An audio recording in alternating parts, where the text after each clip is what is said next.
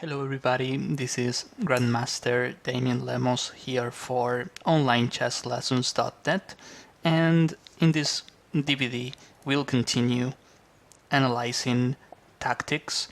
For this introduction we'll see a game played between Markovic against Drasko. So we'll get started. White opens the game with e4, black plays e6, the French d4, d5, and white decides to play the main line, which is knight c3. We can also play knight to d2, which is the Tarrasch variation, and the difference is when we play knight d2, black can't play bishop b4 because we play c3. After knight c3, black he can try the Weinauer variation with bishop b4, pinning our knight d4, attacking our center. As white, we usually advance. If we take on d5, we are trading too much and we don't have a powerful center. When we play e5, we stop knight f6. Therefore, he won't have a defender on the king side. And we also win some space. He plays knight to e7. c5 is the other move, and we'll reach the same position, the main line, by transposition. Here, when he plays c5, here we have the main line. Black, he just lost the bishop pair. In return, he has a much better pawn structure, and that position is a bit closed, especially on the queen side. That means his knight pair is better. Therefore, what we have to do as white is open that position, because that's gonna favor the bishop pair. And the main move in this position is queen e4. He doesn't have a defender on the king side. That means we have to attack there. For instance, if he plays knight e6, we can continue firing on the king side. And as you probably know, the main line goes queen c7. This is the line where black sacrifices two pawns on the king side, and he'll get a lot of counterplay in return. And you'll find a lot of games with this line. Probably the sharpest line in the French. However, in this game, white plays a different move. We have queen e4, which is the aggressive line. Knight f3 would be the positional line. And we also have h4, which is trying to win some space on the king side, and we still have the chance of playing queen e4. That means this is a flexible move. Imagine we play something like h5 and h6. We'll create a lot of holes on dark squares. Here black plays a good move from the positional point of view, b6. We know bishop c8 is a bad bishop for black, because it is crashing into the pawn structure. Therefore, he wants to trade this bishop off by means of bishop a6. And we don't have many ways of stopping this. Let us say we play e3.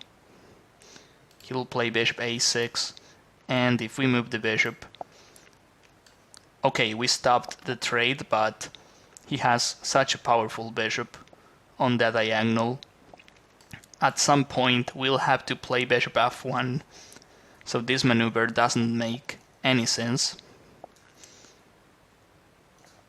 White plays h5 first. We have a positional threat, even if he plays bishop a6. We advance, and this is our dream as white in this position. I mean, I imagine bishop e5, I play bishop h6, and then my knight goes to e5. We are absolutely winning, and no counterplay for black. There's no chance he allows h6. In fact, when we play h5, he plays h6 himself, and here white found a good maneuver to stop the bishop a6 trade. This is a well-known maneuver. Bishop b5 check. This looks like a waste of tempo, but if he plays knight d7, then bishop a6 is no longer possible. He won't play king f8, the king is not safe there, and if he plays bishop d7, then we go back to d3. By playing this maneuver, we stop bishop a6, and we also keep the bishop pair. That is what we need in order to attack on the king side. So bishop to d3, queen c7. Well, he's trying to take on d4 plus queen c3. When we see this position, white has the chance of making a big mistake here, playing knight to e2. This is a well-known mistake. Black traps the bishop playing c4. The right move is playing knight to f3. This is much better. Even if he takes on d4, queen c3 is not working. We play bishop d2, and everything is well protected. He's not gonna take on d4 unless he wins material, because c takes d4 is a move that fixes our pawn structure. Previously we had doubled pawns on the c file, so he's not gonna take. He's gonna try exploiting our queenside weaknesses. That makes much more sense. Therefore black plays knight bc6, and as white, if we plan attacking on the king side, we don't think about a move like castling short. However, as we'll see in this game, we can still castle and attack on the king side. It's not good to play with the king in the center, and it is obvious that we are not gonna castle queenside. We can probably try king f1, king e1, and rook h3, rook e3. That is the only maneuver I see.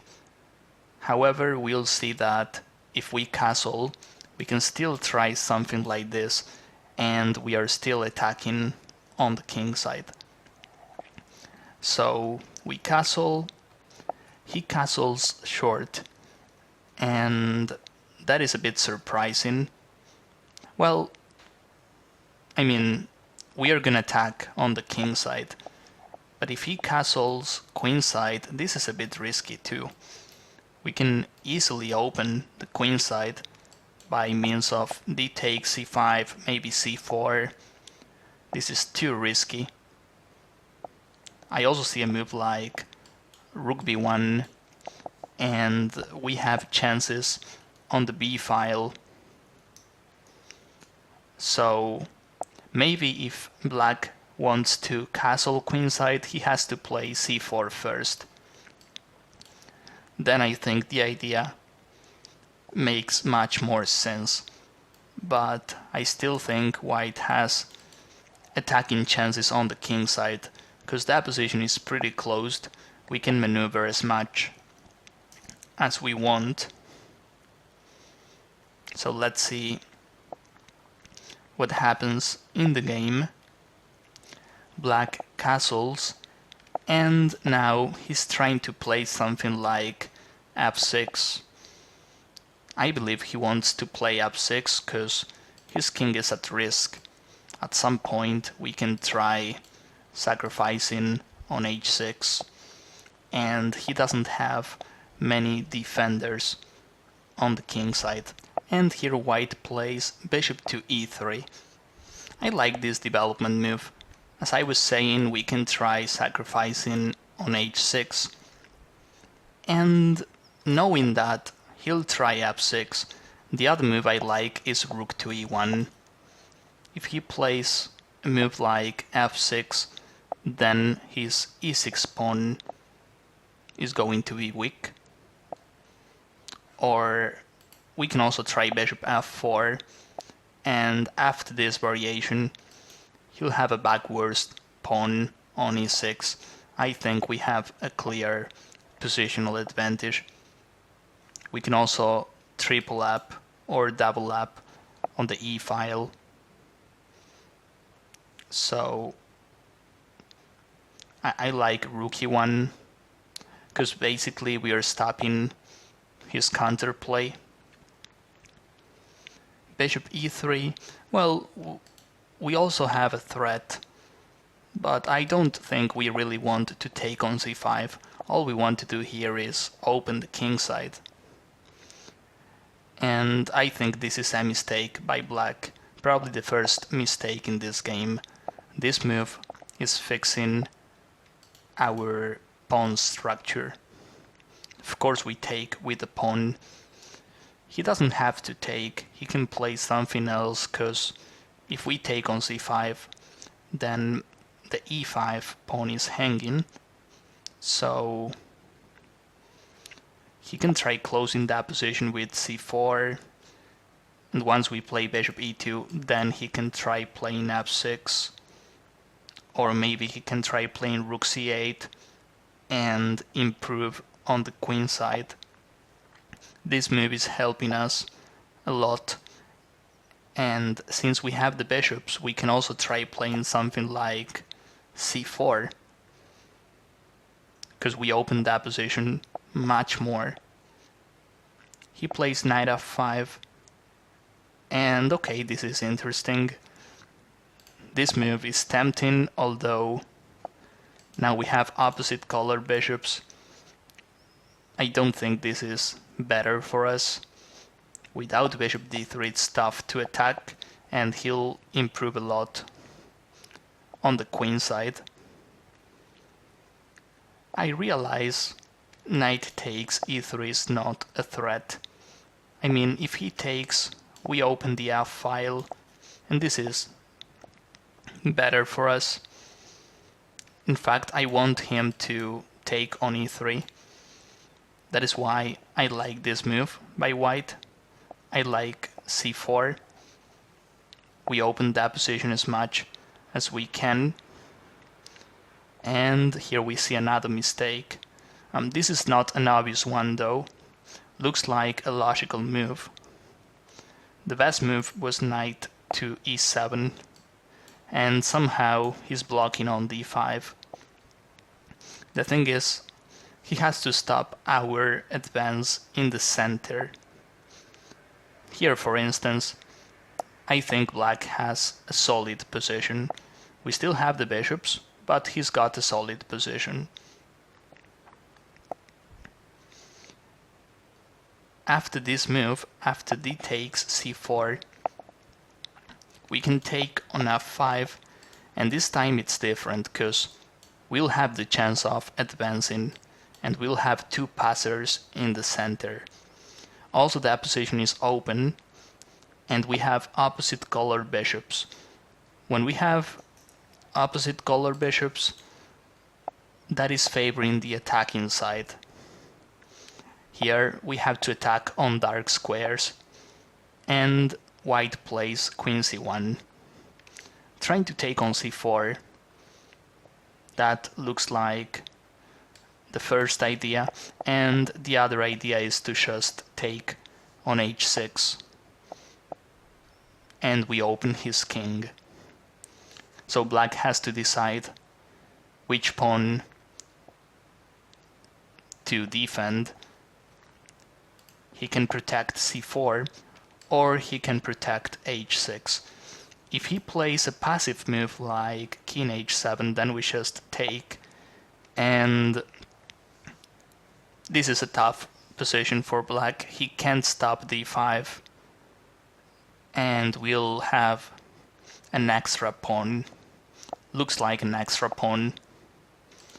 We still keep our attacking chances on the king side. Black prefers playing an active move. He also has a threat, which is knight b3. But okay, this is not gonna slow us down. I mean, we keep on attacking. That makes a lot of sense, because we are down material-wise. Queen takes, and this looks like an easy win already, because we'll play knight e5 and queen h7. However, he plays queen c6, and the attack won't be easy, because we are running out of pieces too. We just have the queen plus knight f3. We know we are not gonna trade queens off, but what can we play? Should we move the queen to e3, f4? Should we check with queen e5? I think it's an easy decision. The only move I'm not playing is queen e5, because this check is helping him a lot. He's gonna play rook e8 for free, and suddenly he's attacking on the king side. He'll have some tricks like queen takes, f3 too. Therefore, I'm not playing queen e5. It's either queen f4 or queen e3. And I believe queen f4 is better looking, because the queen is close to the king side. I also attack f5, and he plays bishop to e6. If, for instance, if he plays king h7 now, we win a tempo with knight e5 check. And if he plays king h8, then we don't have to lose this tempo. We play this plus this, and we continue advancing. Here, for instance, he's stopping d5, but we have queen h6 plus knight e5, and the game is basically over. After rook d8, we don't have to play the quick queen h7. That is the first move we look at. We have knight h7, and it's probably mate in one. Or we win the queen. So yeah, this looks like an easy win. Let's go back to that position where we play queen h4, queen f4 I mean. He plays bishop e6. He's trying to make a fortress. And at some point, I bet he plays king h8 or king h7 plus rook e8. And this is what I like about this game. Next move, it's pretty tough. The first move we see, or the first move I see, is rook a d1, trying to play d5 at some point. But he's gonna play bishop d5, blockading that position. And as we said before, this plan, it's hard to stop. White plays rook a e1. That is the piece we need to continue the attack. Queen plus knight, they are not enough. And with this maneuver we'll complete the attack. He plays king h7. That is the only move. If he plays king h8, then we have the simple maneuver. Queen h6 plus knight e5. This is a clear mate. So he plays king h7, and this move gives us the tempo we need. We enter that position with check. He plays king h8, we bring the rook. Now, even if he plays rook e8, we'll have rook e3, and the attack is on, you can probably see that in some positions we have tricks with queen h6. I mean, imagine we play something like knight takes f7 check plus queen h6. That would work, however the queen is on c6. If he played something like queen d5, then this move is winning. The same goes after king h7, because the knight is guarding h6. So we have a lot of tricks, and we also know that the queen on c6 is overloaded already. He cannot move the queen. So let's see what happens if he plays a natural move like rook e7. This move makes a lot of sense. Then we can just move the knight. We still try playing queen h6. If pawn takes, then we mate him. I mean queen f6. Yeah, this is a bit better. And here, if he takes the rook, we have this plus knight f6. All these variations, they make sense because black is lacking defenders and he's full of holes. Therefore rook e7 loses to knight e4, and I don't see other options. If c3, we still have the same trick. Here, while he's trying to stop queen h6, but this wins. He'll have to sacrifice the queen, and even after that we are mating him. So when we play rook e3 and we have all these threats, he decides to play bishop d5, and I think this is the best try for black, because then he is protecting h6.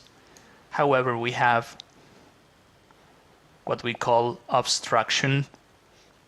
Now the queen is no longer defending the 6th rank, and no matter what he plays, we are gonna mate him. We can also see that when we play e6, knight f7 is a threat. I mean, he cannot take with the pawn, because then we mate him, and he takes with the bishop. And okay, maybe we are not playing knight takes f7, but we can play queen e5. This is good enough to win. He can't play king h7, and if he plays rook e7, then we check. Plus queen takes e7 mate. This game, I think it is a nice one, because starting from this position, let me show you here, when we play queen f4, it is tough to believe we are gonna win a couple of moves later. I mean, we are just attacking with the queen and the knight. I think this was a tough move. A lot of players, they would check on e5, and that is a mistake, because black wins the tempo.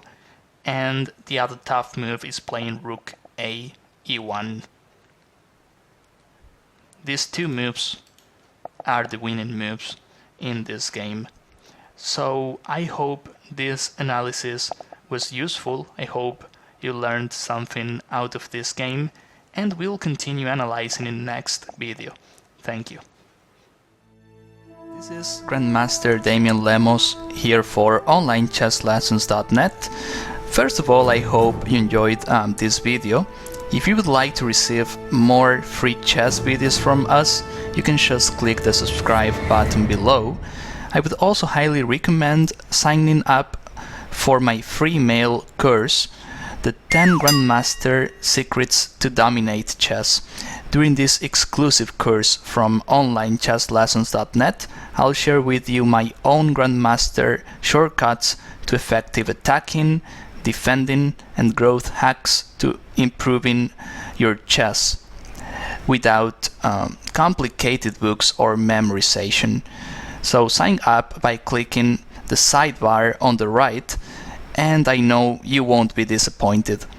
Once more, this is Damian for onlinechesslessons.net, and I'll see you in my videos. Thank you.